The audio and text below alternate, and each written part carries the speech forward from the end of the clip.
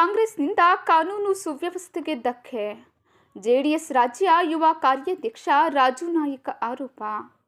ಆಡಳಿತದಿಂದ ತಾಲೂಕಿನಲ್ಲಿ ಜೂಜಾಟ, ಓಸಿ, ಇಸ್ಪಿಟ್ ಸೇರಿದಂತೆ ಇನ್ನಿತರ ಕಾನೂನು ಬಾಹಿರ ಚಟುವಟಿಕೆಗಳು ಹೆಚ್ಚಾಗಿ ಜರುಗುತ್ತಿವೆ.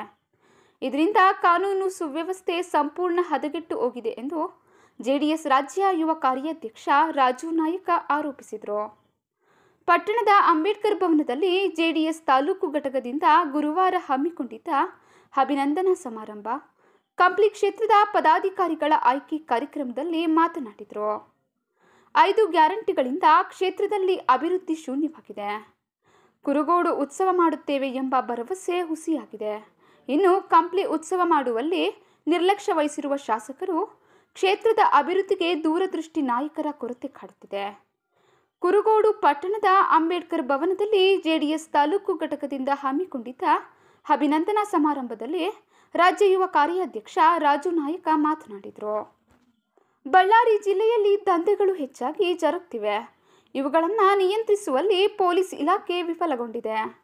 ಜೆಡಿಎಸ್ ನನಗೆ ಉತ್ತಮ ಸ್ಥಾನ ನೀಡಿ ಗೌರವಿಸಿದೆ. ಕಂಪ್ಲಿ ಕ್ಷೇತ್ರದ ಅಭಿವೃದ್ಧಿಗೆ ಕಾಂಗ್ರೆಸ್ ಸರ್ಕಾರದ ವಿರುದ್ಧ ನಿರಂತರ ಹೋರಾಟ ಮಾಡ್ತೇನೆ.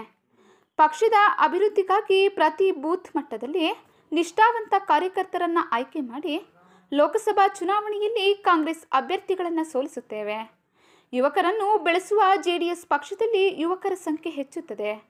ಯಾವುದೇ ಯುವಕರು ಜಾತಿಯ ಗುಂಪುಗಾರಿಕೆ ಮಾಡದೆ ಜಾತ್ಯತೀತವಾಗಿ ಪಕ್ಷದ ಸಂಘಟನೆಗೆ ಮುಂದಾಗಬೇಕು ಎಂದರು.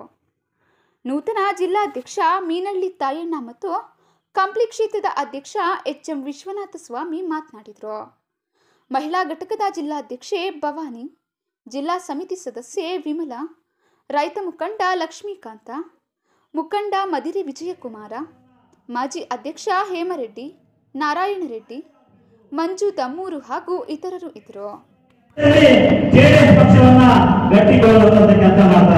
ಬನ್ನಿ, ನೀವು ನಾಯಕರಾಗಬೇಕು, ಲೀಡರ್ ಆಗಬೇಕಂದ್ರೆ ಜೆಡಿಎಸ್ಗೆ ಬನ್ನಿ ಅಂತ ನಾನು ಮುಕ್ತ ಆಹ್ವಾನ ಕೊಡ್ತೀನಿ.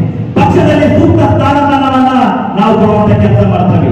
ಇವತ್ತು ಕುಮಾರಣ್ಣನವರು ನನಗೆ ರಾಜ್ಯದ ಕಾರ್ಯಾಧ್ಯಕ್ಷರನ್ನಾಗಿ ಮಾಡಿ ಇಡೀ ರಾಜ್ಯಾದ್ಯಂತ ಸುತ್ತು, ಯಾಕಂದ್ರೆ ಇವತ್ತು ಜೆಡಿಎಸ್ ಪಕ್ಷದಲ್ಲಿ ಎಲ್ಲ ಹೊಸ ಯುವಕರನ್ನ ಸಂಧಿಸುವಂತ ಕೆಲಸ ನೀವು ಮಾಡಂತ ನನಗೆ ಜವಾಬ್ದಾರಿಯನ್ನ ಕೊಟ್ಟಿದ್ದಾರೆ. ಆ ಒಂದು ಜವಾಬ್ದಾರಿ ನಿಷ್ಠೆಯಾಗಿ